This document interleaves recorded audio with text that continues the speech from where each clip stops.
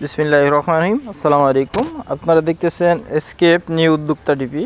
আজকে আপনাদের নিয়ে আসছি হচ্ছে আমার নিজের বাসায় যে বায়োগ্যাসের একটা বিশেষ জিনিস দেখানোর জন্য, বা একটা বায়োগ্যাস যে কারণে আপনার ফেটে যেতে পারে এরকম একটা বিষয় জানাবো আপনাদের।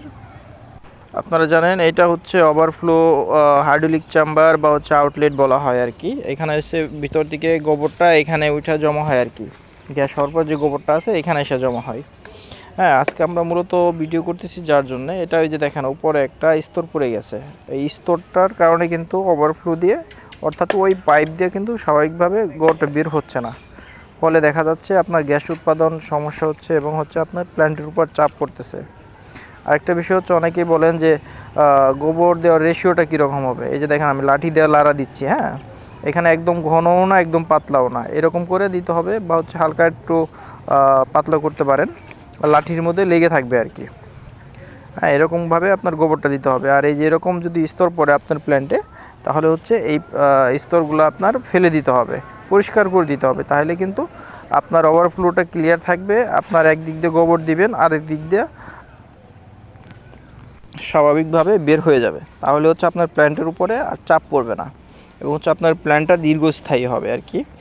তো এর জন্য আপনারা লক্ষ্য রাখবেন সবসময় যে আপনার প্ল্যান্টে এরকম কখনো স্তর পড়ছে কিনা আর কি। আর এরকম স্তর পড়লে আপনারা ফেলে দেবেন অবশ্যই। আরেকটা বিষয় হচ্ছে, আপনারা এখানে সবসময় স্ল্যাব ব্যবহার করবেন।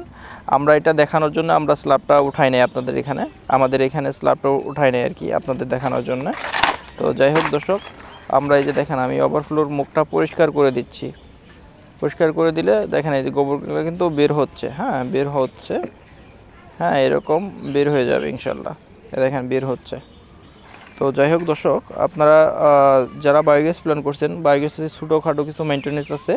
আপনারা এটা যদি মেনটেন্যান্স করেন এবং হচ্ছে নিয়মিত গোবর দেন, আপনি যতদিন গোবর দিবেন ততদিন চালাইতে পারবেন ইনশাল্লাহ।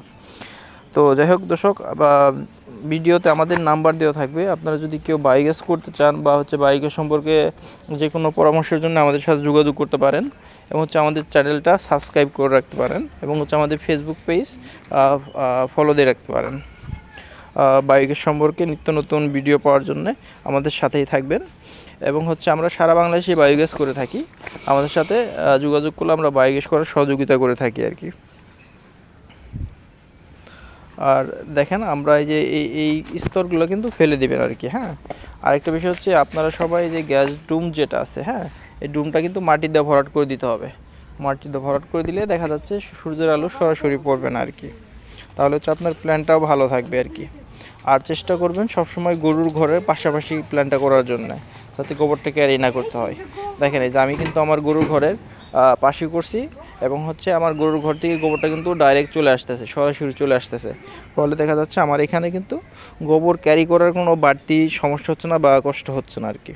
যাই হোক দর্শক, আজকের মতো বিদায় নিচ্ছি। আসসালামু আলাইকুম রহমতুল্লাহ।